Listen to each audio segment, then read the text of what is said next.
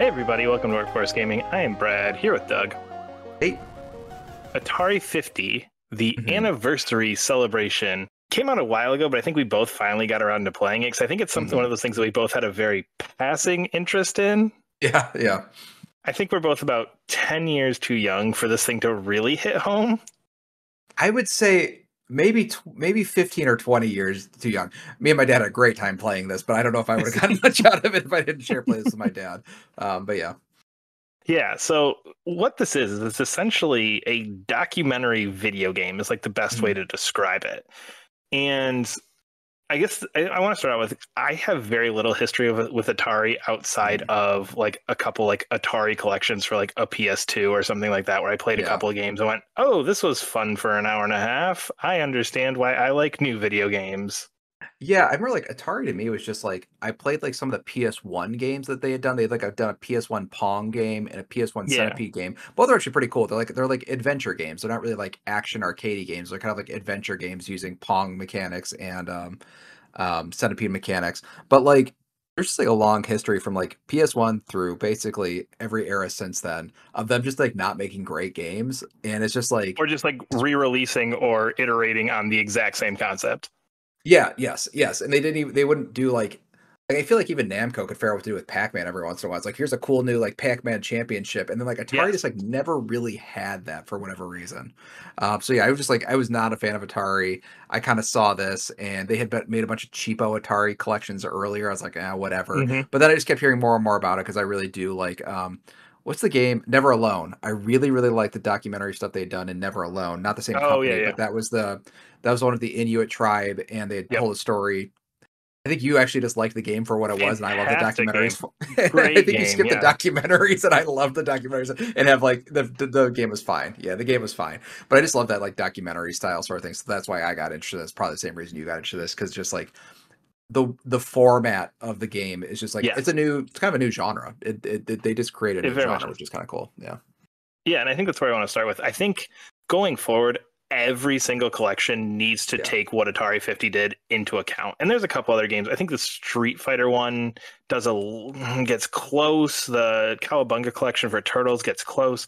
But basically, just this all-encompassing timeline of everything. So Mhm. you load it up, and I think there's 5 or 6 basically like eras, and you kind of walk Yeah. through each one. So it's like here's the beginnings of Atari, and okay, here's like the prototype pictures, here's interviews with these people, and you kind of just slide through a timeline and get to kind of experience all the different things that went through there. Watching clips, playing games, and it'll be like, oh yeah, this game came out and it was revolutionary at the time. And then the next button is, Yeah. okay, now try that game, and you're like, oh, you were talking, it is Pong, or it's just Yeah. like Brick Break. Okay. And it's interesting to get those perspectives and just to walk through it. It's such a cool idea.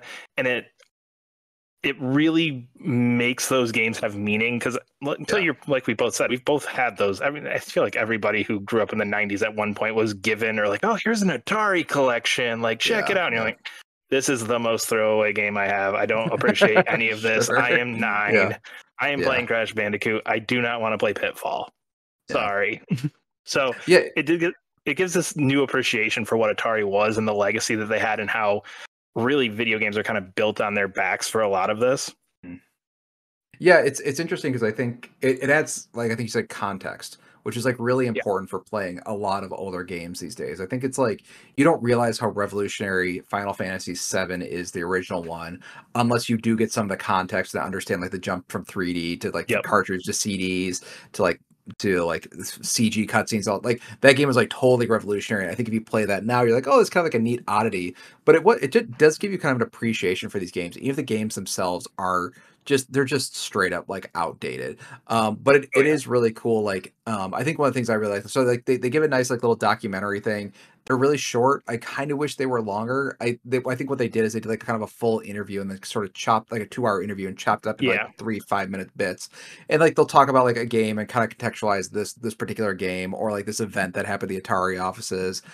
Some they're all really well done, but I do wish sometimes they're just like a little bit meatier so you get like a little bit more context. But the thing I really, really liked about it, I think that was not just the games and the documentaries and the short blurbs, but I also liked that they had a lot of the documentation for the games. Like it was Oh just yeah. interesting reading reading, I guess like something like they would put in a trade magazine of selling like a Pong Yeah, machine or they'd have ads. selling. Yes, yeah, yeah, but it's like how do you sell an arcade cabinet and like you're reading the thing and the arcade cabinet costs like $1,500 or like $1,970, which is probably some Yeah. ungodly amount. And you're like just reading kind of like the bylines and stuff of like it's like the new revolutionary game. This will guarantee profits and this sort of thing. And like hearing kind of like the businessy side of it was just like really just interesting and seeing that side of it. Um, Sort of adjacent, there's a show I really called *Halt and Catch Fire*, which is also set during this time period. That was like I Yeah. just really like this time period of like it's kind of like a wild west of games where like Hmm. just a guy created Pong and then some guy created a rip off of Pong and somebody created this other Yeah. thing and like they're all trying to like rip off each other and sometimes even the documentary like they'll admit that's like yeah this is kind of rip off another game or like I we just played kind of made this, this saw what thing on they did, went, slapdash. yep. Yeah, yeah. It was just it's just really interesting information.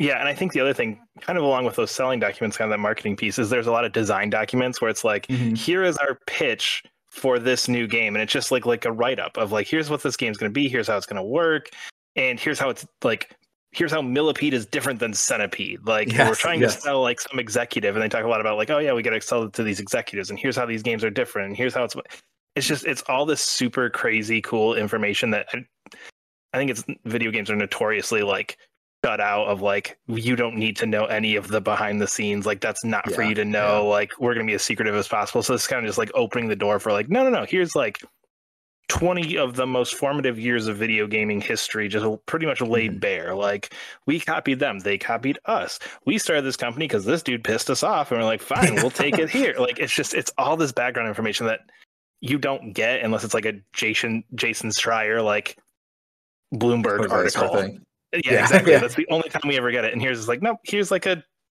8-10 hour experience of just experiencing all of it for these 20-year period. Yeah, it's funny, and they get people who just, like, clearly, like, they're just beyond the point of them giving a shit and anymore because they just can't get in Yeah. trouble about it. So it is funny. It is funny too because like, some of the stories they tell, it's like you have, like, the kind of, like, loosey-goosey creative guys and the suits guys, and, like, Yep. thing work, and it's just very clear that it's like it's just the story forever. The creatives are just being too out there, and the business guys just need to run a business, and the conflicts they keep having. I Hmm. did like that they it was in the ones they were kind of showing that were like in the ads stuff were pretty funny. It's like was there drug use in the Atari offices? It was like such a funny bit. Yeah. And just like the stories they were telling, where some were like really funny, some were really insightful. Um, it was interesting though, because I actually played this game with my dad via the power of share play, which is actually a really cool way I think to experience games. Because I don't play a lot of multiplayer games, but like I do Hmm. like to play for single player games with other people in the best way in like whatever way you can.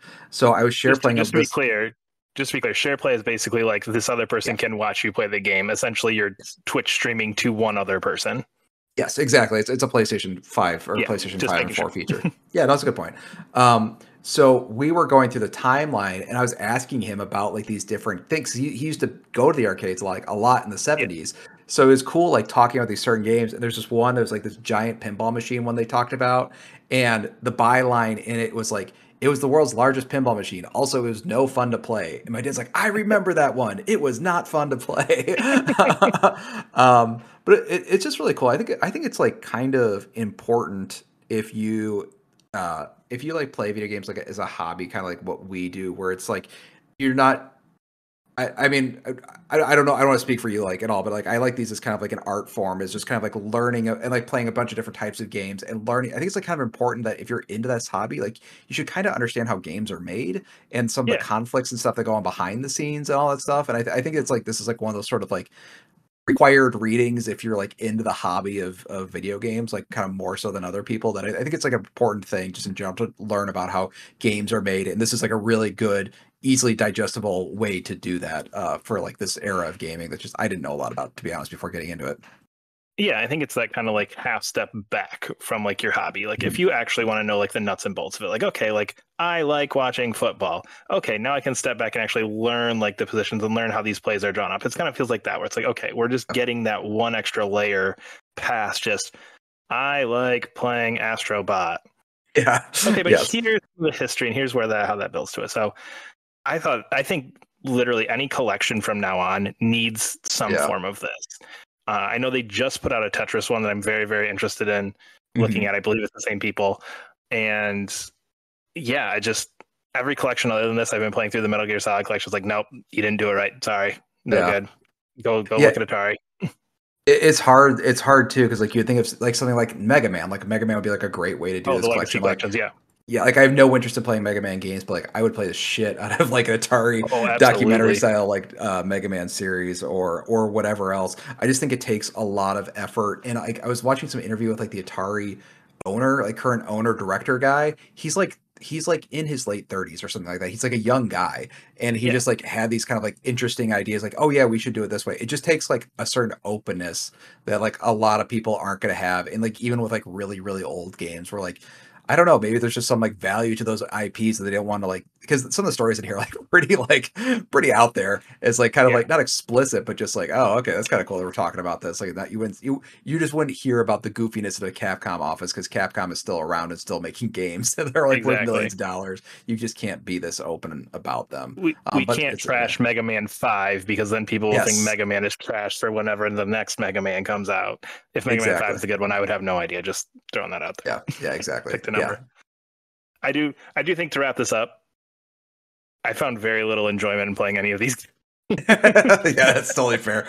That's totally Just fair. there were like I listed like 5 or 6. I was like, oh, like as I'm going through here, like what are the ones I like actually put more than like 3 minutes into? And I think I Yeah. got to like 5 games I put more than 3 minutes into. Yeah. Centipede was one. I realized I never actually played Centipede. I don't know if I ever actually played Centipede. And I was like, oh, that's cool. There was another like Yeah. early twin stick shooter that was super cool and fun and unique to be like, oh, like I like shmups. This is very clearly the first shmup. This is cool. Like it's just kind of that again, that kind of passing interest of like, oh, okay, I get this now. I get this now. I get this now for the games more than actually I'm going to sit down and invest 10 hours into like learning Yeah. how to play Yeah. adventure.